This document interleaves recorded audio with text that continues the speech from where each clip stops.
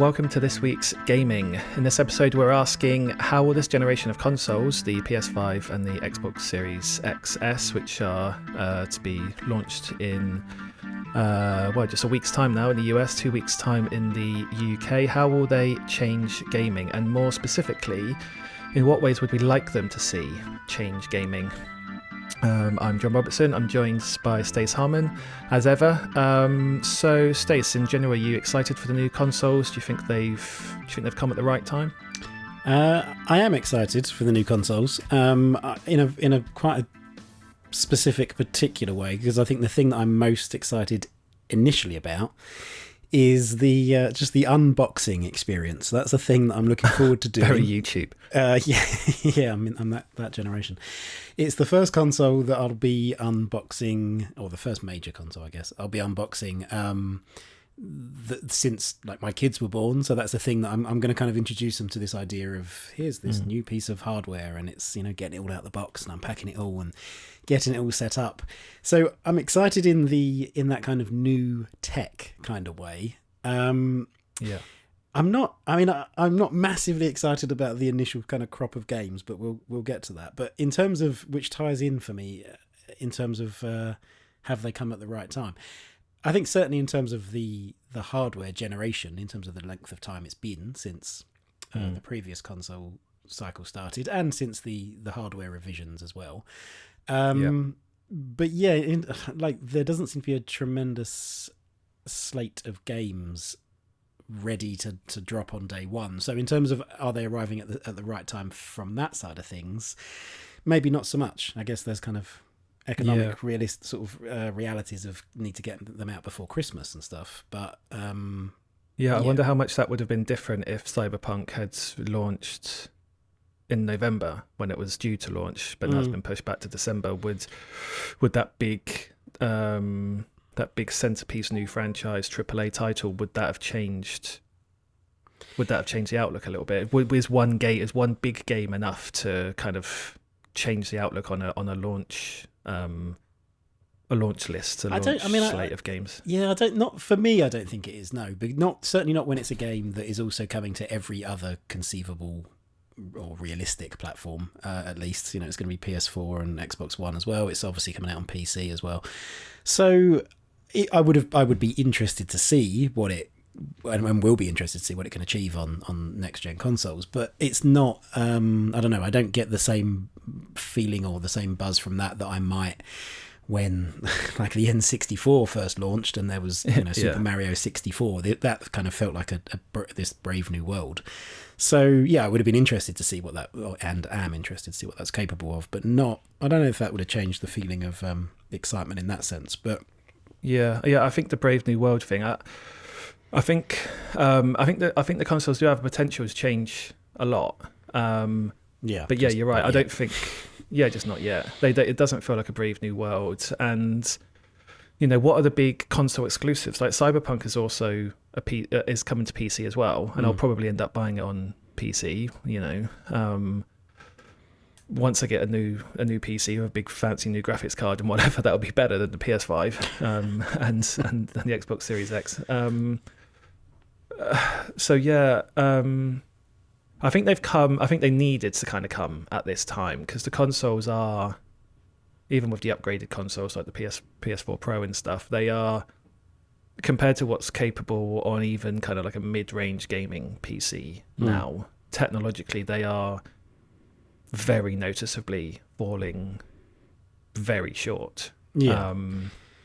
I think from a comparative standpoint they are, but then there's a lot of people that won't be, perhaps won't expose themselves to seeing that comparison, that side by side. They either don't have a PC at home, or they just don't look at those comparisons. They're not looking at kind of the games media on the PC side. So maybe they wouldn't. But I think it's definitely fair that that it feels like, as Sony did with the previous generation, The Last of Us once again is kind of the sort of the pinnacle, the kind of the defining point from a tech standpoint, and from my point of view at least, from a storytelling standpoint for that generation. It's a nice kind of, it almost marks the end of that generation, and then it's like, let's move on to the next. So yeah, there's definitely a lot to look forward to, perhaps next year and onwards. At the moment, I'm kind of hoping personally that excitement of a new piece of kit and just seeing how everything works and trying out all the different toys with it, even the DualSense controller on the PS5, for example, will kind of carry me through Christmas and then into next year. And there's Cyberpunk and then the actual games, kind of console exclusive games on the various platforms coming out next year as well. So what do you think it is about the launch lineup for either or consoles, PlayStation 5 or the Xbox? What do you think it is about them that's not really that exciting? Because I have to say, I think this is probably the worst launch lineup I've ever seen, to be honest. It's either just it's very, very, very predominantly remasters, remakes, re-releases, upgraded versions of existing games, or just continuations of franchises that we've had for years and years and years now. Yeah, I mean, I do remember the PS3 lineup being pretty dire, and even the PS2. I don't remember there being a lot of choice on PS2. But yes, there isn't. I think, and that's perhaps what's a little bit deceiving, or a little bit kind of can't see the wood for the trees about the PS5 and the Xbox Series X launch lineup, is that lots of the games are remasters, or even like something like Miles Morales Spider-Man is it's certainly a new game, there's no doubt in that, but it is in some way, it feels like a 1.5 version of Spider-Man, rather than it feels like one of those kind of standalone DLC chapters that we've seen before, rather than like an entirely brand new sort of ground up experience. So I think that's, for me, that's part of what that slight lack of excitement about the launch lineups is. It's that there's a lot of, once you take away a lot of the existing things made to look better, it's like, what else is there, and what are the little nuggets? And no doubt there is plenty of stuff, and people can and will tell us that there's very specific gems amongst the noise, or gems in the rough perhaps, but it's there's just not a lot of I couldn't put my finger on a game and say that is definitely a must-have for me, beyond something like the Astrobot experience that comes with the PS5, and that's really just as ultimately a tech demo for you to try out the DualSense. So I mean, I will get Miles Morales on PS5. Well, you platinumed the original Spider-Man, right? So I like the original Spider-Man, and then I downloaded the DLC and played about 10 minutes of it and decided I might never want to play this again. Yeah, my ship had sailed by that point. Just because I played so much of it, of the main game. I mean, Miles Morales, I like the character. It's just, so the story and the characterization, everything's going to have to be absolutely on point on that game in order for it to work. Supposedly, the combat's that bit different because he's not Peter Parker. He is a different person. So apparently the combat's a bit different, all that kind of stuff. But it's going to have to be. It's going to have to offer more than just those same kind of mission structures and stuff. Yeah. Again and again. Otherwise, I don't know. Otherwise, it does run the risk of just looking like doesn't this look really nice? This is what the PS5 can do in trailers, but beyond that, does it really serve a huge purpose? Yeah, I think it does run the risk of being almost like a holdover title. It's like, well, play this whilst you're waiting for Cyberpunk, and then next year Horizon and God of War and whatever else there may be on the horizon. No pun intended. So looking beyond this, then looking beyond the launch games, presumably. Well, I say presumably, but we don't know. I guess how long are these consoles going to last? 7 years? Don't know. How in 5 years and 6 years and 7 years? What are we? What are you? What do we hope is going to change, evolve, I would expect, be added? Yeah, I mean, I would expect it to follow to broadly follow the same pattern. That I would well imagine that there will be a hardware revision in the same way that there was with this gen partway through, I can imagine that there will be, even if, and that's not a new thing even, but this notion of introducing a more powerful version of an existing console is new. Previously, it's just been kind of different form factors. Miniaturization. Yeah, exactly, and making it look better. And that has often been enough to make people buy a new one and say, well, my old one's on the way out, or get that, like, wanting the new thing is. I think people don't need a lot. I include myself in that. Don't need a lot to make you upgrade. The fact that this time around with the hardware revisions, there was an actual increase in power. I'd expect to see that again this generation. And with some of the choices that have been made, like, so there is out of the gate, there is now a digital only version of both the consoles. I'd expect this hardware generation to last easily as long as the current one has. I don't know. I certainly don't think this is going to be the last hardware generation. I don't think that's going to happen for a long time. I can't see Sony or Microsoft or whatever other contenders there might be in the future, Google, Amazon, somebody, deciding that they're going to drop out of what is currently really only a 2-horse race, and that's sort of an easy win for their opposition to just then carry on doing what they're doing and steal a lot of the market share. So I think this notion of hardware generations will continue. It may evolve as it has done this time around with the introduction of these digital only consoles from the off, but I think hardware is going to be around for a very, very long time. Where do you think the PC plays into that? Because with more and more, even Sony games coming to PC now as well, eventually, Horizon and Bloodborne and stuff.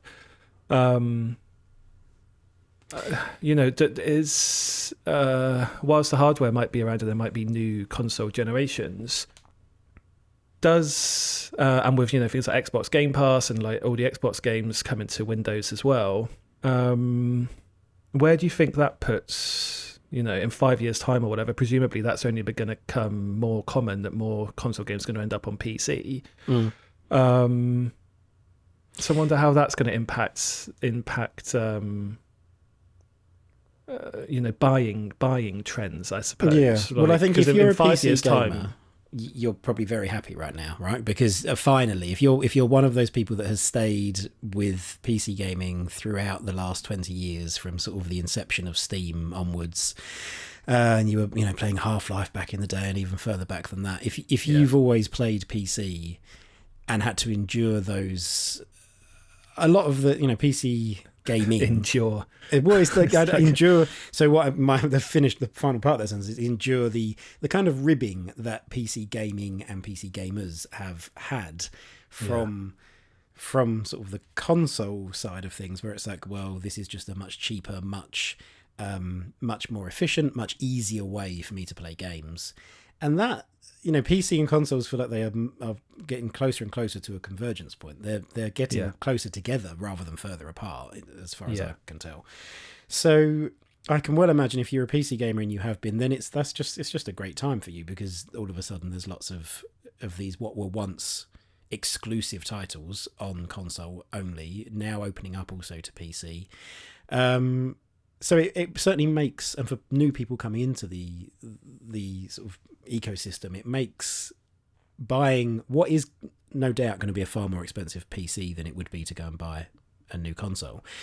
It's going to make that more viable, because at least you're not getting locked out of the various other ecosystems, because you can play these games, and cross-play hopefully just becomes a given. Cross-save, cross-play. All of that becomes hopefully a given. Hopefully. It's not to say that it will. But so some like Epic do that really well on Rocket League and Fortnite, for example. Just the ease at which you just sign into your Epic account on. So I play Rocket League on PC, PlayStation, and on Switch. But it's just seamless. You can turn off the PC version and then get in bed or whatever and play a couple of games on the Switch, and it's just totally seamless. And it does kind of spoil you, I guess, because it's all so easy, and it's like, well, why can't everyone just do this? But I think games developers probably do want that. It's the platform holders that are the issue.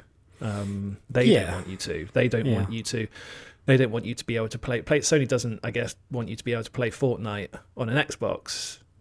Like they want all your mates to buy it on PlayStation, like, and lock you all into that. So I really hope that changes. Like I really hope that they kind of see, I don't know, the opportunities of opening up those ecosystems, opening up those player bases to each other, rather than just locking you in, because that doesn't really serve. I don't think it serves even Sony in the long run, because if all the others say, I'm just using the PlayStation example, if everyone else says, well, we're going to open up to sharing, and then Sony says, well, we're not, well, it's like, well, then you're the odd one, you're the one that's not going to get picked over the others. But do you think, so where do you think that, how does that sit next to the big announcements like Microsoft buying Bethesda for $7.5 billion?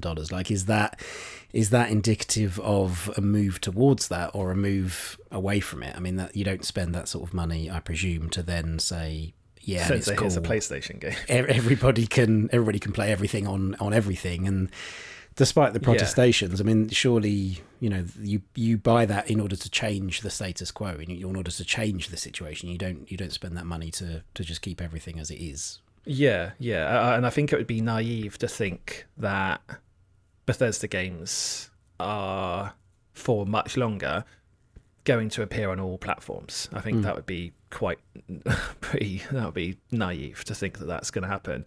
But yeah, I mean, Microsoft and Sony as well, they've gone on buying sprees of all these developers, and so I suppose it is worrying. I think from a player perspective, because now, yes, you're right on the actual.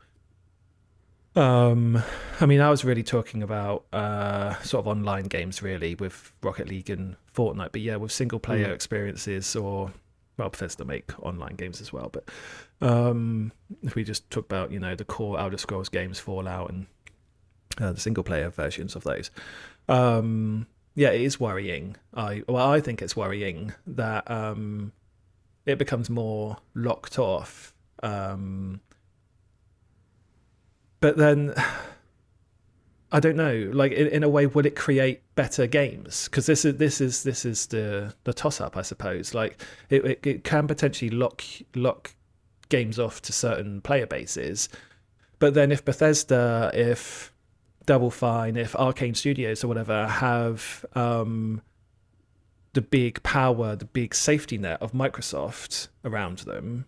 Can they potentially be more experimental? Can they do more interesting stuff? Do they have to worry less about selling, doing the same thing in order so that the games are easy to consume, easy to market, easy to sell? Do they have to worry about that as much if they've got this big safety net under them now? Well, yeah, and that's a very fair point, because you would hope in an ideal world it would be that they can then make whatever they want to. Somebody like Double Fine is going to make a very different game to somebody like Bethesda, of course, not just because of budgets and team sizes or anything like that, just because of the mentality and philosophy at those studios and what they're setting out to do in the first place. So hopefully with that safety net, as you say, they can be more of what they are at their core, rather than having to appeal to, worry about, I really want to make this kind of game, but it needs to sell this many units, and there's sliders to be adjusted here, so we have to dial down this perhaps in order to increase market share. And there will still be a certain amount of that. I imagine Microsoft aren't going to want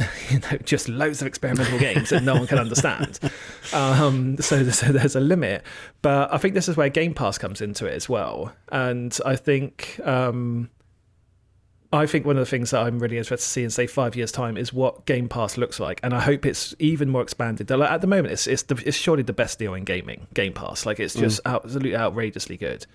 It's such an incredible deal for the price. And so if Microsoft can get more people to buy Xbox Game Pass on console or PC, then they're getting that constant stream of income, that constant stream of revenue. So they don't need to worry so much about that game has to sell this many units, that game has to sell that many units, that game has to sell many, because they're getting their monthly fix of revenue anyway. So the benefit of that is, yes, again, they can be a bit more experimental. They can do new and exciting things, potentially. But also from the player's side, because they're paid up front and they've got access to all this stuff, well, you might as well be more experimental in what you choose to play. Like you might as well just open yourself up to all of these new things, so games that you wouldn't necessarily ever want to risk even say £10 on or whatever. Well, you might as well just download it and try it for an hour or two, and if you don't like it, that's fine, delete it and download something else. So hopefully that will expand tastes, which will then feed into the cycle of more experimentation being better, because more of the audience is willing to consume a wider range of stuff to begin with, rather than just, games are expensive, so I know I like Call of Duty, I know I like FIFA, I know I like Madden, so I'm just going to play those. Yeah. Because it's safe, and that's £200 already spent there or whatever, so why would I risk spending £200 on games that I might hate? Yeah. I wonder if that, though, introduces its own, like, it's idyllic for a while, but then it introduces its own market pressures. It introduces its own market pressures because all the stats are then available, the analytics are available, Microsoft's looking at that, they're looking at what games are popular on Game Pass, what studios are putting out games that are popular on Game Pass, and potentially ultimately saying, well, it's the equivalent of these games aren't selling well. Even if you only ever make games for Game Pass, it's the equivalent of your games aren't selling, or in this case, your games aren't getting a lot of playtime, or even people just aren't even clicking on them in the first place. Therefore, the design needs to change, or something needs to change for you to live up to your value effectively. Yeah, that's a good point. I suppose that's the equivalent of. Because Netflix and Amazon do that. Netflix know when you stop watching a show, and it knows when everyone stops watching a show, so it can say, right, 30% of the audience checked out at 10 minutes and 31 seconds. There's therefore something wrong at 10 minutes and 31 seconds, or it didn't come whatever the thing that's building up to that 10-minute point is boring or whatever, so that needs to change. And Amazon do the same thing as well on Kindle. They know exactly where people stop reading, and then that influences authors to write differently. So it becomes, there is a risk, I suppose, so it does become more robotic rather than more creative, because you're working to the analytics rather than to your own creativity, I suppose. And there's already plenty of examples of that in kind of everyday creativity and entertainment, because things like a lot of US TV shows have the mid-season break, and there will be a mid-season finale, and the writing and the design and the production of that builds up to that finale, and if there wasn't one, people would potentially be left feeling underwhelmed, because they've been conditioned to experience it in this way. So there's potential aspects of that happening further down the line. I mean, what do you think Sony are going to do? What would you like Sony to do on the Game Pass front? Is it inevitable that they have to? I think they've got to make PlayStation Plus way better. Yeah, I mean, because their PlayStation Plus looks archaic is PS in the face Now, of game. Right? That's their equivalent at the moment, is PS. Yeah, it's a thing that you subscribe to, and you can play theoretically any, not any game at all, but many games. But they're nowhere near as good as the offering on Game Pass. Game Pass and they're not got much newer games, much more kind of current games. Like you're getting like day one releases on Game Pass. I mean, a PlayStation Plus has to be massively improved. I mean, in the face of Game Pass, it looks. It looks like a joke, doesn't it? Like it's comparatively terrible, and it's comparatively terrible compared to even stuff for free on PC. So the Epic Game Store, you get 2 free games every Thursday. You don't have to pay any monthly subscription, yearly subscription. So PlayStation Plus is looking amazing. Well, I'm actually a bit surprised that they haven't announced more about PlayStation Plus already for PS5. Well, I was wondering that. I was wondering if is that an option? Is it, to reference a very old niche 80s film, is the only way for Sony to win to not play and not get involved in the Game Pass thing, and to actually go in the opposite direction and say, well, do you know what? We are going to make PlayStation Plus free. Now, I can't see them doing this, because that PlayStation Plus membership is, I imagine, quite a significant revenue stream for them. So, but they could potentially go in the opposite direction and say, well, look, we're not going to charge you. You're still going to get your 2 free monthly games or whatever it is. They might up that or whatever. Or perhaps you can get access to the last 6 months worth of monthly games, or they combine PS Now and PS Plus in one thing, whatever it might be. But ultimately, it could be we're not going to actually charge you anything. Like, we're the only console that doesn't charge you to play online, because even Nintendo's doing that now as well. Yeah. So, I don't think this is a realistic I'd be future, surprised. but it is a potential. If you can't compete, because Sony don't have the resources of Microsoft, if you can't compete with buying up studios and having them make games for your subscription service, maybe one of the options is just to say, well, I suppose the other side of that free. coin is that, play for it. I'd be surprised. I'd like it. I suppose the other side of that coin and Microsoft buying it, Sony already bought a lot of studios. Sony already have a lot of first-party studios. So they Microsoft is kind of catching up in that regard. Yeah, they just don't make the headlines in the way that Microsoft does, because they don't, the sums of money involved don't hit the headlines, I suppose, because the studios aren't as high profile, perhaps, or aren't as it's not as significant a windfall. So on the other side, then, if we just finish up by just talking about games themselves for a bit, like what do you? Like we've said that the launch lineup isn't really that attractive until perhaps Cyberpunk comes out in December. But specifically, like, why not? Is that down to the game design? Is that like so? And then that leads into, so what if the design of these games isn't really that exciting, what do we want to see from game design? Like in 5 years' time, when these consoles are a bit more mature and developers have really got the hang of how to use them and how to get the most out of them, and then they can worry more about the interactions and story and narrative rather than just how do we technically use these things. Like what is it where do we want game design to go? What kinds of changes? And that's an important distinction, I think, that uncoupling of design that's tethered to the current generation, as in PS4 and Xbox One, and not having to serve, because of economics, not having to serve that already massive installed base, and then design games for a new console as well. I think once we shift away from that, and PS5 and Xbox Series X are just this generation consoles and have been for some time, that's when perhaps the exciting stuff starts. And I think in that, for me, it's things like, I am very interested to see how certain aspects, even just something as seemingly boring as a solid state drive in both the machines, what that does for game design. And that doesn't just mean, oh, instead of taking 21 seconds to load, this now takes 7. It can also mean games being designed in such a way that take advantage of that. Ratchet and Clank is one that I've kind of seen some of, that because of how quickly the game data can be streamed from the hard drive, because it's a solid state drive, it enables this kind of, in that very specific instance, this kind of falling through different dimensions, jumping from one game world effectively to another, just on just the flick of a switch. I think that's a small potential, kind of a small view, a small hint of a potential future where the power of the consoles and the huge number of people that are buying these consoles then makes that a legitimate factor to design into your game. Because I suppose in a way, like when you were saying that about like instant load speeds or close to instant load speeds and that kind of thing, I suppose it's in some way it's closer to how a movie works, in that like there's no loading between this location to the next location. Like it's just the next frame. It's all been pre-done for you. It's all been pre-loaded in a sense. It's all been pre-arranged and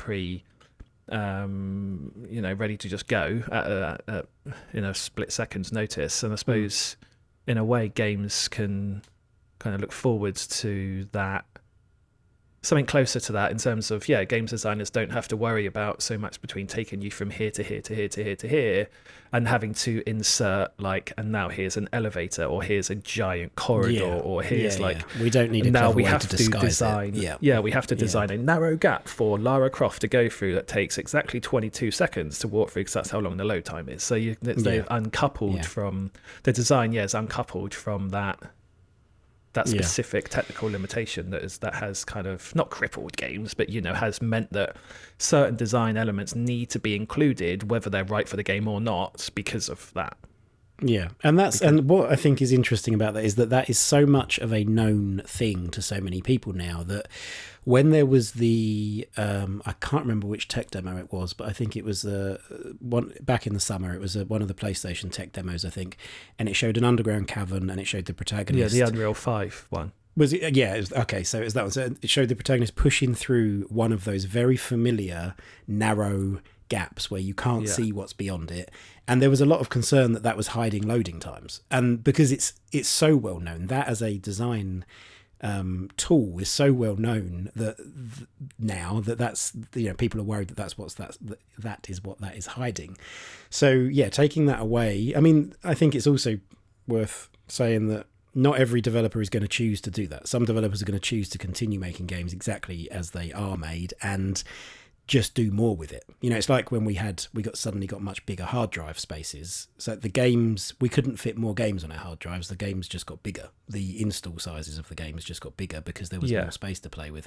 So some developers will choose to continue to just render these, amazingly crystal clear pictures on the screen, but that still require a 20-second load time, and they're still going to continue to hide it in this way because they want to push in that direction rather than sort of a more streamlined direction. Yeah. So it's not like it's going to just go away and that won't happen anymore because developers will just sort of use it. And I think they're pushing through the gap thing. I think that's just become that I think that'll also stick around as well, just because it's become such a well-known element, I suppose, because you can use it for pacing reasons. You can use it to build tension because you don't know you can't see properly what's at the other side. Like, it instantly puts you into like a position of stealth, I suppose, if you want, if your game's like that. So yeah, I mean, there are design reasons to keep it, even if what started off as a technical trick in order to hide a load time can still be used as a positive game design tool to create tension and pacing and all that stuff. And that's what I'm most interested in the first crop of what might be considered sort of truly next gen games. That's why I half jokingly said like Astrobot. I am interested to see what they've done with that, because that is a game or an experience that is designed specifically to showcase how this thing works. So I don't want something that's so tutorial led, but something that very deliberately takes advantage of something like a solid state hard drive or something like the new haptic feedback that's available. And doesn't do it as a gimmick, doesn't do it as a look at us use all the 17 different ways that you can feedback, through the controller, but that uses it in an intelligent way, just a way that's been built from the ground up to use it, rather than just, I guess, on the Xbox we'll make it rumble like this, and on the PlayStation we'll make it feel like this. Like something that's actually from a design point of view is being implemented. I think I'm interested to see that and how that changes things, and because it's those kinds of experiments that I feel ultimately lead to things being adopted more wholesale and things being implemented in a meaningful way. It just takes somebody to do it in quite a quirky way and be like, oh, this is cool, and then it can get adopted in that way that you were just talking about, like squeezing through the gaps. It's like it existed for one purpose and then it's perhaps evolved into something else. All right. Well, I feel like this is a topic that, I mean, we always want to keep to a half-hour show, but this is a topic I think we could talk for, I don't know, a whole day, a week-long episode of from now until the launch of the PS5 and the Xbox Series X. We will just do a constant live stream of talking about what do we want from them. Yeah. All right. Well, I was going to say if there's nothing more to add. I mean, there is more to add, but we need to keep some sort of structure here. So, but we'll be back, right? No doubt we'll be back on this subject. Maybe before Christmas, once we've unboxed them. Once we've got, we can. We'll give it a month to sort of settle in and percolate, and then see how wrong our predictions are or our desires are in even 1 month. Maybe PS Plus will be absolutely incredible. Like tomorrow, they will announce something, and it's like, well, how ridiculous to doubt them. All right. Otherwise, thanks for listening. Check us out on social media. We're on all platforms at Indie by Design. And yeah, we'll see you again next week.